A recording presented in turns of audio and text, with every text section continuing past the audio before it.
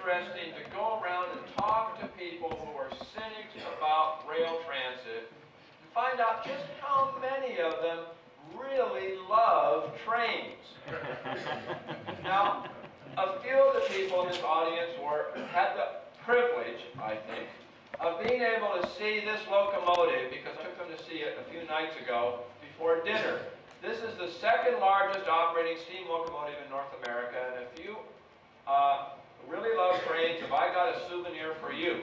I'm on the locomotive crew, and it's my job to sell souvenirs to keep the locomotive running. We take no government grants. Our money is privately raised. We restored this locomotive, weighs 440 tons, goes 100 miles an hour, pulling a 20-car passenger train. You can barely see it. Can I borrow your light pointer? I better get to the real topic of my discussion pretty soon, but right there's somebody standing right there. That's just how tall they are. So you can see how big the locomotive is, 17 feet tall.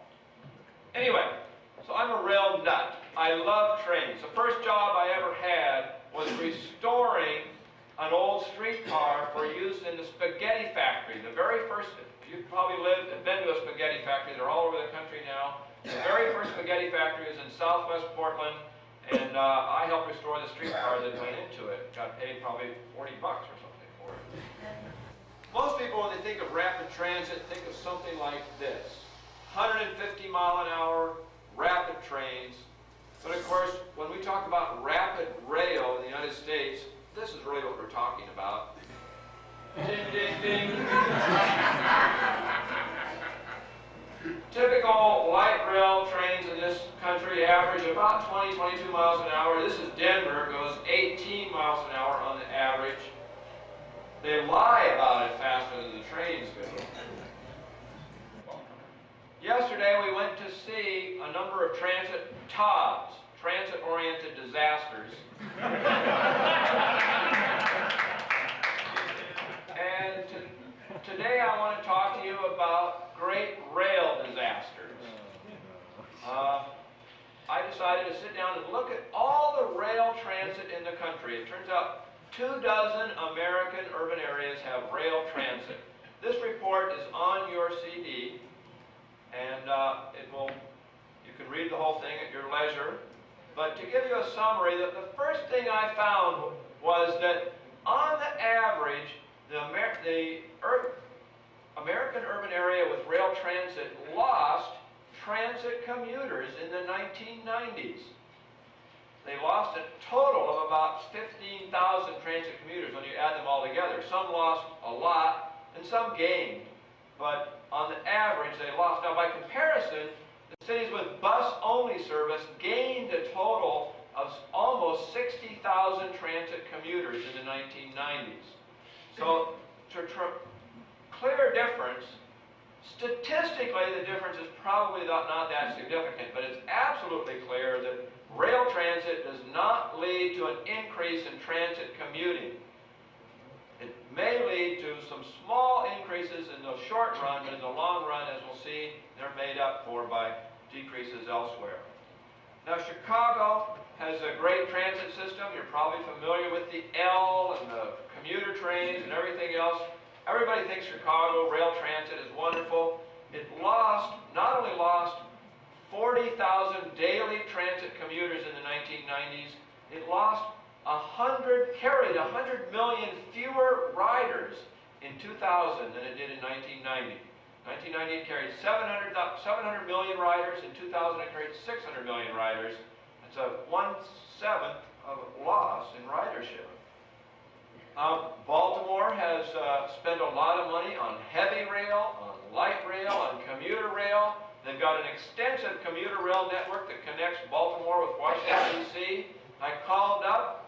The data for their commuter rail system applies to the whole thing. So I called them up and said, well, how much is Baltimore and how much is Washington? How many of your commuters ride to Washington? How many ride to Baltimore? They said 90% ride to Washington. 5% ride to Baltimore, and 5% go somewhere else. And Baltimore has lost transit commuters in the 1990s. You've all probably been to Washington, D.C., seen the rail subway system there that's right out of 2001, A Space Odyssey.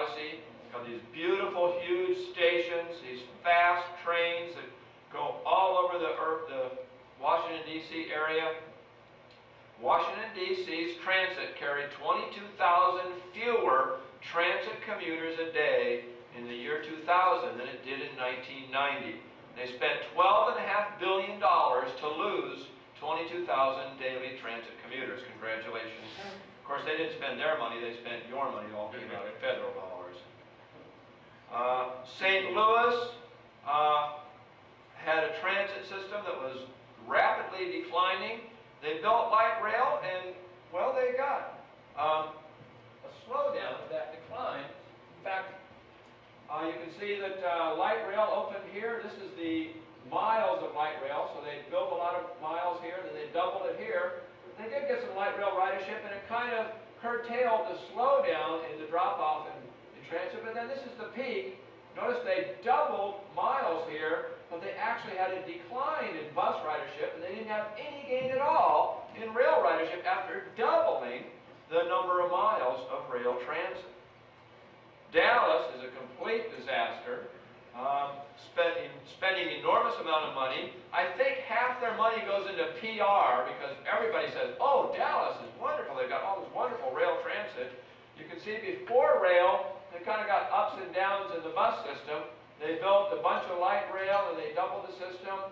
They built a bunch of commuter rail. They did get a small temporary increase and it flattened off.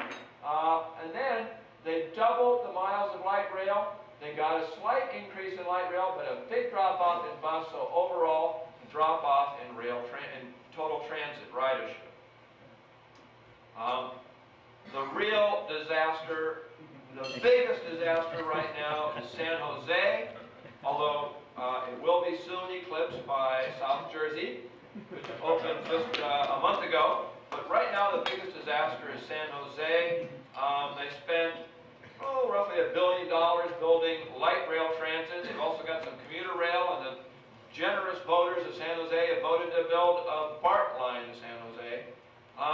You can see what happened. They built, this graph doesn't show what happened between 1970 and 1980. Basically what happened was they were here, and they went up to here. Actually, they were closer to here, and they went up to here. Just a huge, phenomenal increase in the 1970s because they improved bus service. They focused on buses. Then about 1981, they decided to start building a light rail, and it took them until Tom's, your head's in the way. It took them until 1987 to 1988 to open it up, and while they were building it, bus ridership essentially flattened out. Then they opened it up. They did get some increase in ridership, but it plateaued again. Opened up another line, got a small increase, then it fell. Then they opened up some more, small increase, then it fell again. In building all this light rail, they, of course, got voters to approve a sales tax that would pay for the light rail. Not always a sales tax. In Portland, it's a payroll tax or a property tax. In other places, it's a different kind of tax. But a sales tax paid for the light rail. But the sales tax doesn't all come at once. So they sell bonds. Then they have to pay for the bonds, and they repay the bonds with the sales tax. And they assume they're going to get an ever-increasing level of sales taxes. And of course, what happens is you get a little recession, and suddenly the sales taxes decline, but you still have to repay the bonds. You can't say, well, our sales tax declines, we're only going to pay you half what we paid last year. That's not the way it works with bonds. So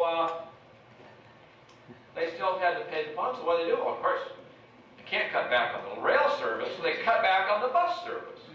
And this doesn't show 2003 data, but they cut back on the bus service. They got a 28% decline in bus ridership in the last 3 years. They got a 44% decline in rail ridership in the last 3 years. They did have some rail cutbacks, but most of the cutbacks were bus cutbacks. They also got a sales tax increase to pay for BART and to pay for some more light rail construction. Even though they couldn't afford to operate the new light rail lines, they kept building them. And then they finally decided, well, why are we spending money building light rail, even though the voters voted to spend this money only on capital improvements? Why don't we just spend this money on operating the lines that we can't afford to operate now? And they asked their attorney, is it legal to do that? And the attorney said, no. So they went to a judge who they figured to be friendly, and the judge said, okay, you can do that, and nobody protested. So I said that there's a taxpayers league down there, and I said, you guys ought to protest. And they said, well, we're against rail transit at all. I said, this is a tactic protest it, go to court, take them to court. And they haven't done it yet. They still could if they wanted to. But anyway, they're now spending capital funds on operating the light rail, and therefore only getting a 44% decline in ridership. Then there's Portland. The joke is on the taxpayer.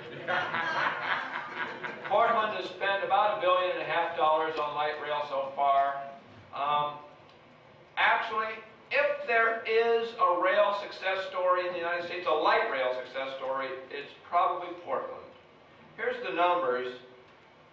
When they were concentrating on buses, notice they had, like San Jose, a rapid increase in bus ridership. Then they decided to start building rail, and it plateaued. Well, there was a recession. That also contributed to the plateau. But to pay for the rail, which went, of course, way over budget, they decided to raise bus fares.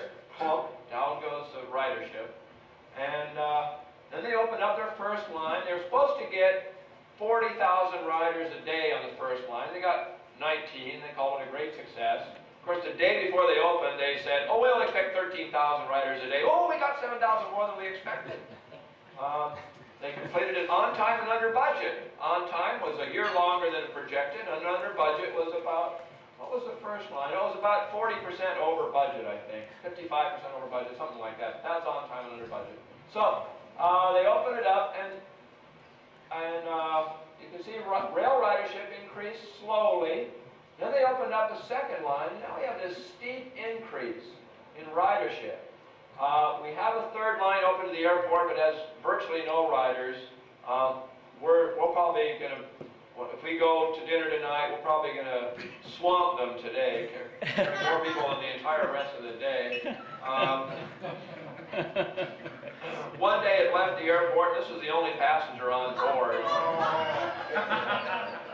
This coyote lives on the vacant land out at the airport that was supposed to be developed into Cascade Station that we saw yesterday. Coyotes like to go where people aren't, you know, they expect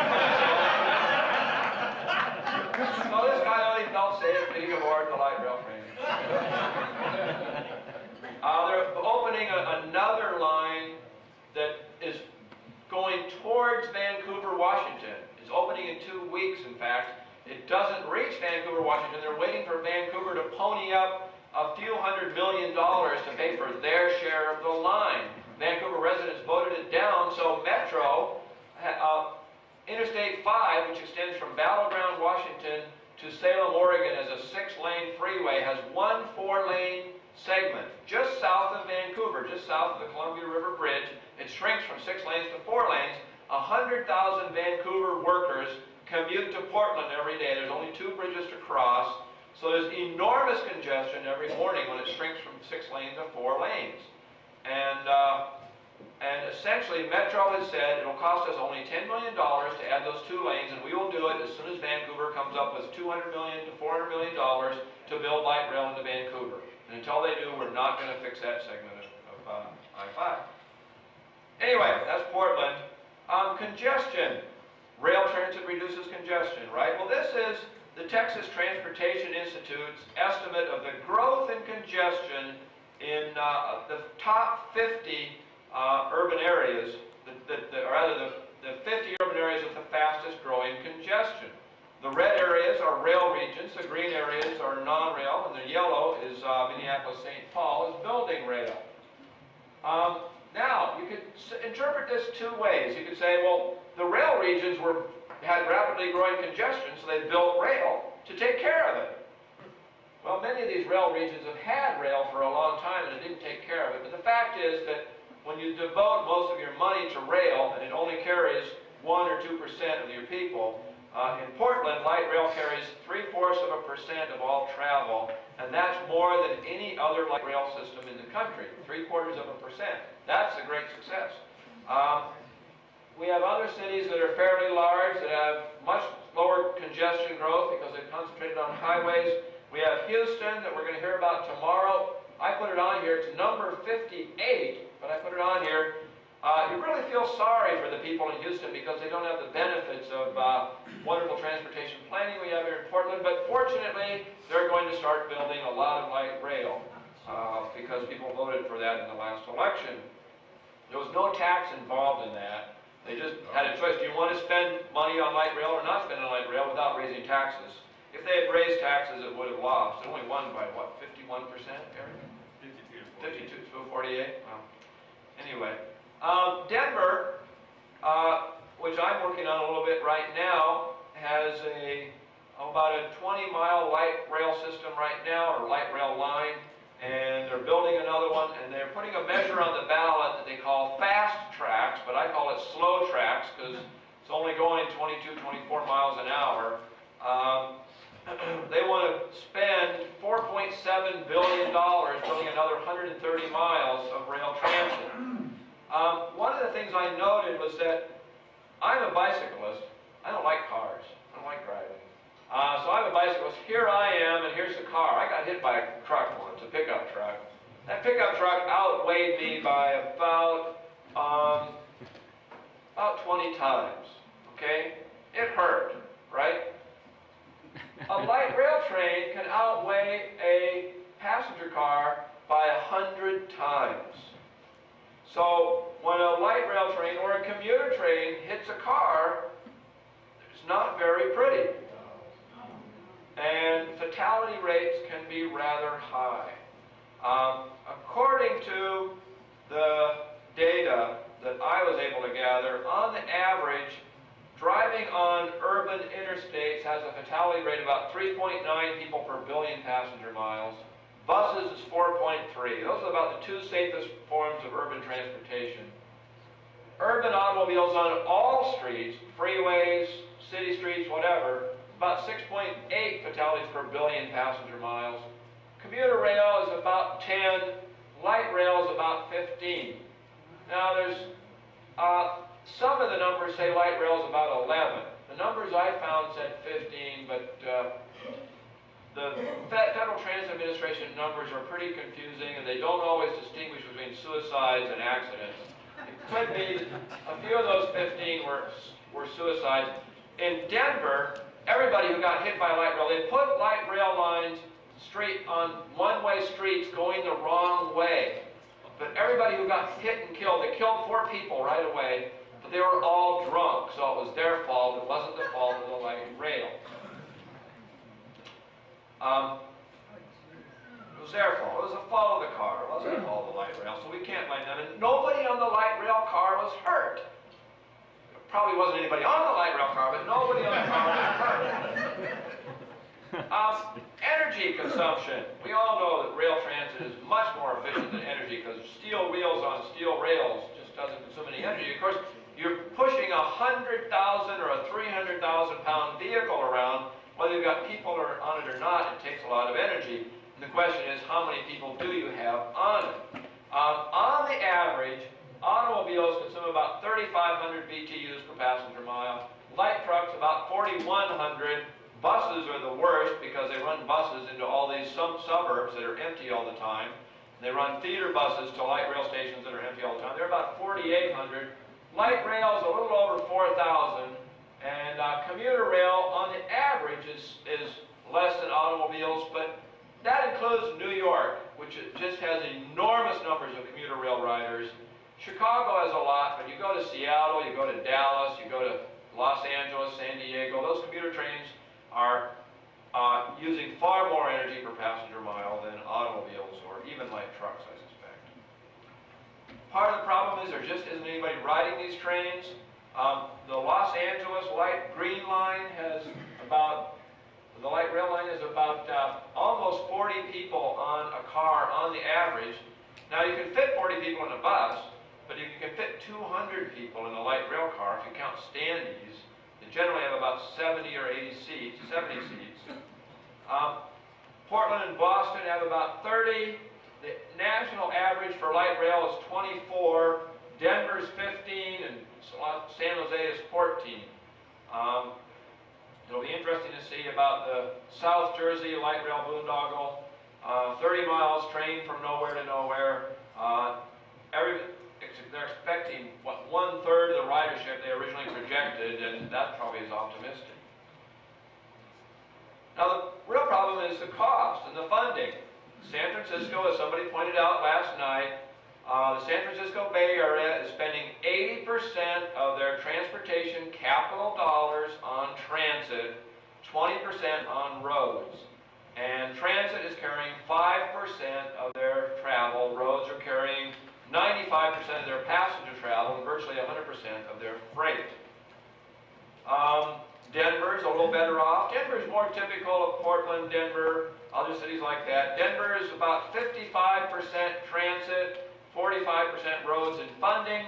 Transit's carrying about 2% now and is projected to carry almost 3%. It's going to go all the way up from 2.2 to 2.7%. Whoop-de-doo. San Jose, actual travel, automobiles are about 90%, but they only get 18% of the money. 80% of the money is going to transit, which is carrying 1% of travel, and they don't expect it to go, well, I don't think they expect it to go up to 2%. I think, what is it, about 1.5? Something like that. 1.7%. That might be optimistic. You compare the cost of a route mile of rail versus a lane mile of freeway. Route mile of rail at $20 million. This is a directional route mile, just one track, not both tracks, just one of the tracks. $20 million a mile is pretty typical. Lane mile of freeway is $10 million.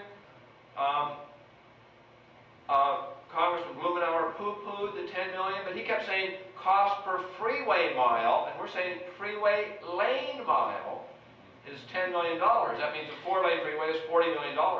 And then he kept talking about the Big Dig. Of course, the Big Dig is a urban beautification project, not a highway improvement project. It's urban beautification, and was planned by that notable rail planner, Parsons Brinkerhoff.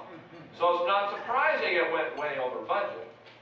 Expressway, that is an arterial that has occasional stoplights and not limited access, is only about $4 or $5 million a mile.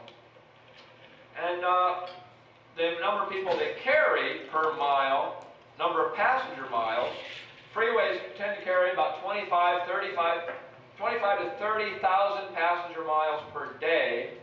Expressways, this is a little low. It's actually closer to 8 to 10, but this is probably just for San Jose. Yeah, just for San Jose. Nationally, it's closer to 8,000 miles per day, passenger miles a day, per lane mile. And then San Jose's light rail is carrying, geez, looks like about 2,000 passenger miles a day.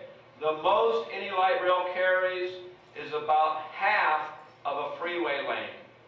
There are some subways that carry more than a freeway lane. There's a few commuter rail lines that carry about a freeway lane, but generally it's very hard to get as much as a freeway lane, mostly half a freeway lane. So you do the math, you're talking about something that's costing you 4 to 5 times as much per mile as a freeway lane mile, and is carrying 1/10 to 1/2 as many people.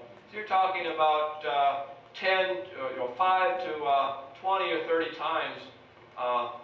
Freeways are 5 to 20 or 30 times as cost effective per passenger mile as rail. And of course, 2/3 of the riders of this rail would otherwise be on a bus. You're not attracting that many people out of their cars.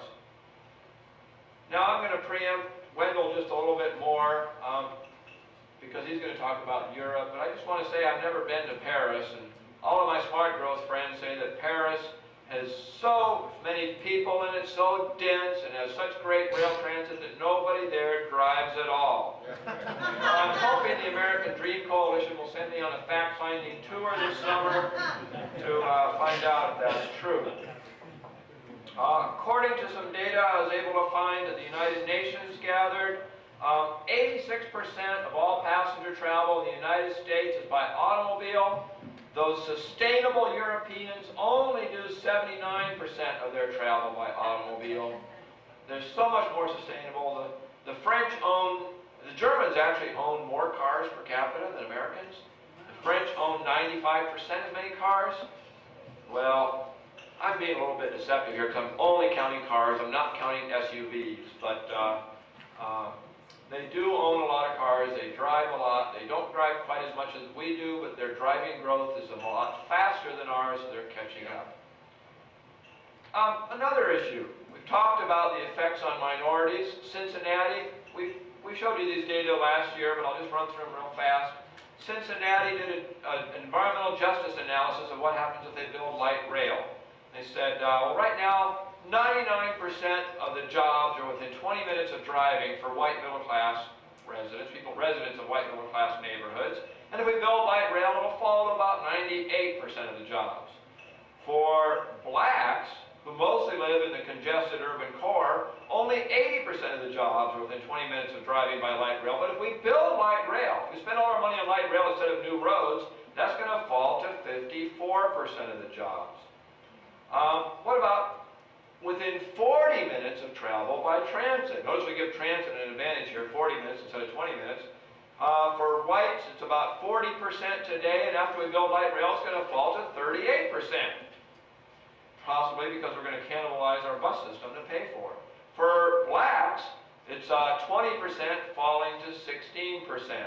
So in order to give choices to white middle-class people who already have cars, we're going to be actually reducing mobility for everyone, but especially for blacks. I already mentioned Martin Luther King, but wanted to mention that pretty close to 19 out of 20 white families own at least one automobile, but only about 3/4 of black families own an automobile. And a study out of the University of California, which is on your disc, found that, as I mentioned earlier today, closing the black-white auto ownership gap will close almost half the black-white employment gap. The best thing we can do to get people out of poverty is to give them a cheap car. Denver's light rail line, they want to spend, as I say, $4.5 billion. Here's the cost of different lines. The cheapest one is this one, which is a bus route. And it's only that expensive because they're going to build semi-exclusive bus lanes, high-occupancy vehicle lanes, and they're counting part of the cost of those lanes. The actual buses are very cheap. All these other lines are extremely expensive. For less than the cost of one of those lines, you could buy and give a brand new car to every carless family in the Denver metro area, white, black, Hispanic, Asian. And if you wanted to go just a little bit more luxurious, you could give a Toyota Prius, a virtually non-polluting Toyota Prius with DVD navigation to every single family for less than the cost of 2 of those light rail lines. Every single carless family. That's a Honda Insight. Oh, I'm sorry, that's a Honda Insight, but it looked prettier than the Toyota Prius. Denver's Metropolitan Planning Organization, Dr.Cog, just put out a new analysis of what's going to happen if they build their slow tracks. They call it fast tracks, but I call it slow tracks. Right now they say Denverites drive about 58 million miles a day. If we don't build slow tracks, they're going to be driving 95.5 million miles, and if they do, they're going to be driving 95.1 million miles a day. It's going to take 0.5% of the cars off the road. That's worth $7 billion, including finance charges. As I said, right now, Denver transit carries about 2.2% of travel. It's going to go up to 2.8%. Critical rush hour travel is going to go up from 2.7 to 4.1. Less than 1.5% of rush hour cars will be taken off the road. So that means there's going to be about twice as many miles of congested roads, and Dr. Cog, the metro of Denver, predicts that the amount of time Denverites waste sitting in traffic is going to increase by 159%. Of course, we all know the solution is not rail transit, it's